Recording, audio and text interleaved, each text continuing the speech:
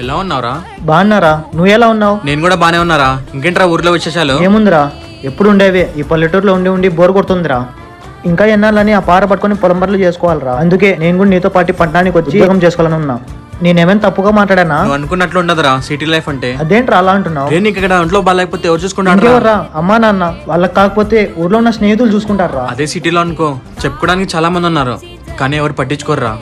ఎందుకంటే పరుగులు తీసే ప్రపంచంలో డబ్బు కోసం వెళ్తున్నారు, కానీ ఒకరినొకరు ఆదుకోవడానికి ఎవరు రావడం లేదురా. ఊర్లో అమ్మానాన్ని వదిలేసి ఎక్కడో పట్టణంలో ఎవడో 5,000 జీతం ఇస్తున్నాడని వాడనే మాటకి రోజు చస్తూ బ్రతకాలరా.